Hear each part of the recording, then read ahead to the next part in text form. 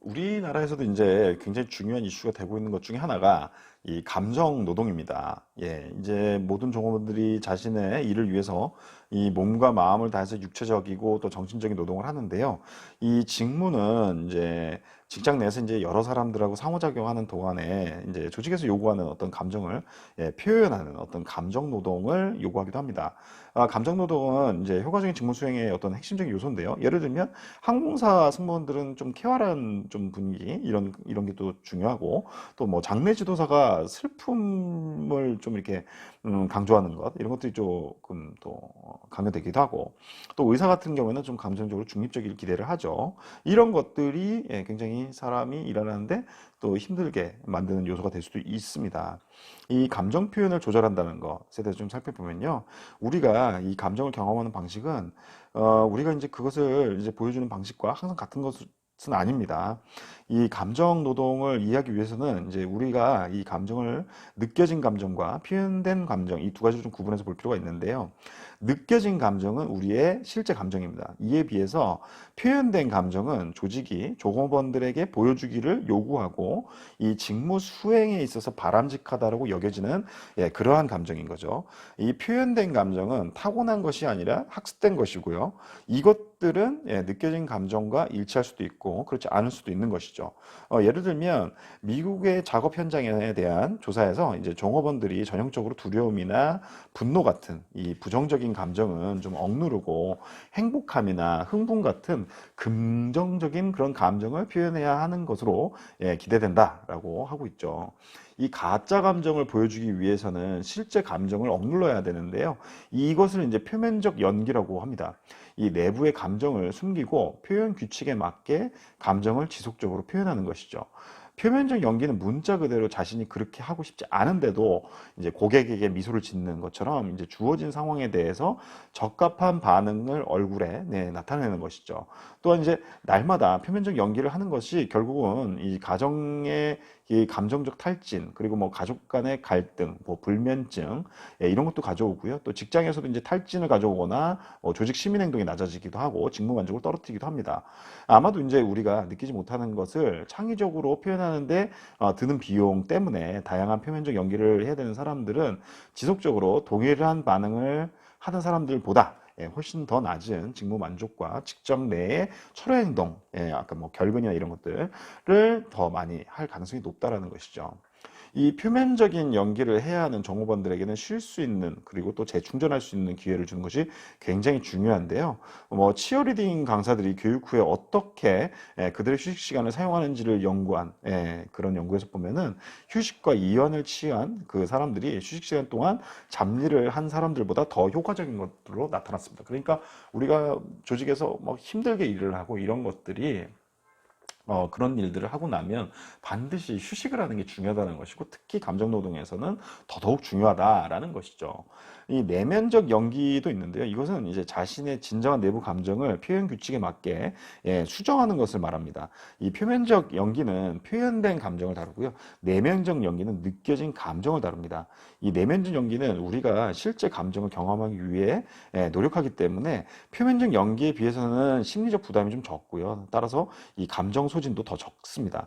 이 직장에서 내면적 연기는 긍정적 영향을 미치는데요. 예를 들면 네덜란드와 독일의 그 서비스 직종 근무자를 대상으로 한 연구 결과를 보면 내면적 연기를 하도록 훈련을 받고 난 후에는 훨씬 더 많은 팁을 받았다라는 것을 발견했습니다. 이 내면적 연기는 직무 만족과 직무 성과에 이 파저티브한 관계를 가지고 있고요. 이 감정 노동을 요구하는 직무에서 상호작용을 비인격화하거나 또 표준화할 수 있는 그런 종업원들은 다른 일을 하면서 자신의 연기를 성공적으로 수행할 수 있기 때문에 이런 감정적 충격을 피할 수 있다고 합니다. 그러니까 이런 것들은 조직 차원에서 어떤 교육 훈련 이런 것들을 통해서 얻어낼 수 있다라는 것이죠. 이 감정 부조화와 또 한국에서도 이제 보면은 최근에 마음 챙김 이런 것들과 관련된 어떤 교육 훈련 프로그램들도 많이 생기고 있는데요. 직원들이 다른 감정을 느끼는 동시에 또 이와 다른 감정을 표현해야 될 때 이러한 차이를 갖다가 감정 부조화라고 부릅니다. 극도의 좌절감, 또 분노, 적개심 이런 그 감정은 감정적 탈진을 가져올 수 있다는 거죠. 이 장기간의 감정 부조화는 이제 직무 탈진, 또 직무 성과 감소, 또 낮은 직무 만족 이런 것들의 어떤 선행 지표라고 볼 수 있겠습니다. 감정 노동과 감정 부조화의 영향을 막는 것이 대단히 중요한데요. 네덜란드와 벨기에에서 이루어진 연구 결과를 좀 보면 표면적 연기는 종업원들에게 스트레스를 주지만 객관적으로 사려 깊게 감정적인 상황을 평가하는 이런 마음 챙김, 마인드풀니스라고도 하는데 이것은 감정적 탈진과는 부정적인 좀 관계고 또 직무 만족에는 긍정적인 영향을 미치는 것으로 나타났습니다. 최근에는 이제 조직에서 근무하고 있는 많은 종업원들이 이런 이제 많은 스트레스에 노출되어 있고 이런 감정 부조화를 많이 겪게 되는데 이러한 분들을 위해서 이런 마음 챙김, 마인드풀니스를 위한 그런 뭐 교육 훈련 프로그램 이런 것들을 한다면 아주 긍정적인 효과를 기대해 볼 수 있다라는 것이죠. 이 마음 챙김은 감정에 대한 우리의 행동 반응을 형성하는 능력을 증가시키는 것으로 나타났습니다. 그렇다고 하면 이제 감정 노동의 개념은 이제 직관적이고 조직적인 의미를 좀 갖는데요.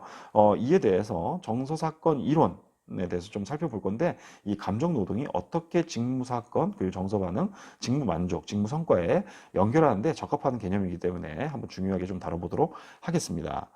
정서 사건 이론에 대해서 한번 살펴볼게요. 예, 이제 지금까지 이제 그 감정과 기분이 우리의 개인적인 삶 그리고 직장 생활에 있어서 중요한 부분이라는 것을 이제 살펴보았습니다. 그렇다면 이제 이것들은 어떻게 직무 성과와 직무 만족에 영향을 미치는지 한번 살펴보겠습니다. 정서 사건 이론이라고 하는데 이것에 따르면 종업원들은 이제 직장에서 일어나는 일에 감정적으로 반응을 하고 또 이러한 반응이 직무 성과와 직무 만족에 영향을 미친다고 제시하고 있습니다. 회사가 구조조정을 한다는 것을 방금 알았다면 아마 또 직장을 잃을지 모른다라는 걱정으로 또 다양한 부정적인 감정을 경험하게 될 것인데요. 이것이 이제 어떻게 할 수 있는 일이 아니기 때문에 일을 하기보다는 불안하고 또 두렵고 또 걱정하는데 많은 시간을 쓸 것입니다. 말할 것도 없이 직무 만족도를 낮아지게 만들겠죠. 직장에서 일어나는 일은 종업원들에게는 이제 긍정적 또는 이제 부정적인 감정적 반응을 유발하는데요. 그들의 어떤 성격, 기분에 따라서 그 반응의 강도는 달라질 수 있습니다. 정서적 안정성이 낮은 사람들 있잖아요. 이런 사람들 같은 경우에는 부정적인 사건에서 더 강하게 반응할 수 있고요. 또 어떤 일에 대한 감정적 반응은 기분에 따라서 달라질 수 있습니다. 그리고 감정은 조직 시민 행동, 조직 몰입, 또 노력의 수준, 이직 의도, 직장에서의 어떤 일탈 행동 이런 것들에 대해서 다양한 성과 그리고 만족 변수에 영향을 미친다고 합니다. 좀 정리하자면 정서 사건 이론은 이제 두 가지 중요한 시사점을 제공을 하는데요. 첫 번째는 직장에서 일어나는 일에 대한 감정이 어떤 종업원들의 어떤 성과와 만족에 영향을 미치는지에 대한 소중한 통찰을 제공한다고 볼 수 있습니다. 두 번째는 종업원들과 관리자들은 그것이 사소한 것일지라도 축적이 되기 때문에 직장에서 일어나는 감정이나 사건을 무시하지 않아야 된다는 것이죠. 앞에 스트레스 이런 것들이 축적된다고 말씀드렸죠. 바로 이렇다는 것입니다. 이 정서사건 이론은 직장에서의 감정과 또 그 이로 인해서 실제 나타나는 결과를 강조하고 있습니다. 감정이 직무성과에 미치는 영향을 이해하는 데 도움이 될 수 있는 또 다른 이론이 있는데요. 이것은 감성지능 이론이라고 합니다. 감성지능 이론을 좀 살펴보면요. 이 국제적인 인재회사 CEO인 이제 테리 루버거는 이제 경력의 어떤 절정에 도달했습니다. 그런데 이제 왜 이 여자분이 왜 이렇게 화가 나고 불행했을까? 이것에 대해서 이제 이분의 절친이 이렇게 말했어요. 테리, 너는 바람이 조금만 불어도 금방 부러질 것 같은 마른 나뭇가지 위에 있다는 거 알고 있니? 너는 너무 바쁘고 일에 압도당해서 내 자신의 가치 그리고 관심과 신념에서 멀어졌고 방금이라도 부러질 것 같은 가지에는 전혀 관심을 두지 못하고 있어. 라는 이야기를 했다는 거예요. 이제 루버거에 따르면은 이제 이 여자분은 이제 좌절감과 탈진을 향해서 계속 나아가고 있는데 그 기분을 스스로 알아채지 못하고 있다는 것이죠. 이 여자분은 이제 직무 만족, 또 생산성, 관계에 있어서 또 그리고 결과 이런 것들이 좋지 않았어요. 또 더 좋지 않았던 부분은 이분이 완전히 탈진하기 전까지 자신이 문제가 있다는 것을 깨닫기에는 너무 바쁘게 살았다는 것입니다. 그래서 리더로서 나는 조직에서 분위기에 관심을 두고 일을 관리했어야 되는데 이것을 무시하면서 그에 대한 대가를 치러야 했다는 걸 배웠다라고 이 여자분이 고백을 했던 것이죠. 감성지능이라고 우리가 이모셔널 인텔리전스 EI라고도 많이 부르는데요. 이렇게 보통 자기 자신 또는 다른 사람의 감정을 인식하는 능력 또는 뭐 이러한 감정의 의미를 이해하는 능력 그리고 자기 자신의 감정을 적절하게 조절하는 개인적인 능력을 이제 감성지능이라고 합니다. 이 자기 자신의 감정을 알고 감정의 단서를 잘 파악할 줄 아는 사람들은 왜 그 사람이 화가 그렇게 나 있고 또 어떻게 규범을 위반하지 않고 그것들을 표현을 할지를 잘 아는 사람들 이런 사람들이 이제 높은 감성지능을 가지고 있다라고 볼 수 있는 거죠. 몇몇의 연구에 따르면 이제 감성지능이 직무성과에 중요한 역할을 한다고 합니다. 자기공명 기술 MRI를 이제 사용해서 이 뇌기능을 분석한 연구에 따르면 전략적 의사결정 과업을 가장 잘 수행한 경영대학원생들은 이제 의사결정 선택 과정에서 뇌의 감정센터를 잘 활용하는 것으로 나타났습니다. 또 다른 이제 시뮬레이션 연구에서 보면은 자기 자신의 감정을 잘 파악하고 구분할 줄 아는 학생들은 훨씬 더 수익성이 높은 투자 결정을 하는 것으로 나타났습니다. 이 조직행동론, 이 미시 조직경영론에서는 이제 감성지능에 대해서 이해가 점점 높아지고 있고 또 여러 분야, 여러 연구에서 이 감성지능이 직무 성과에 중요한 역할을 한다고 제시하고 있는데 여전히 아직은 답을 찾지 못한 그런 부분이 많이 있습니다. 그 중에 하나가 이제 감성지능이 무엇을 예측할 수 있는지를 증명하는 것이었는데요. 예를 들면 감성지능은 직무 성과와 상관계가 있다는 증거들이 제시가 되었지만 그 상관관계가 일단 높지는 않아요. 또 정서적 안정성 등과 같이 이런 특성들에 의해 많은 부분이 설명되고는 있습니다. 둘째는 이제 감성지능의 신뢰성에 대한 문제인데요. 예를 들면 감성지능이 직무 효과성의 상관관계가 그리 높지 않다는 이유는 일부는 그것이 측정하기 어렵다는 것이죠. 감성지능은 대부분 자기 보고심 문항을 통해서 측정되다 보니까 당연히 객관적인 것과는 상당히 거리가 멀다라는 문제가 있는 것입니다.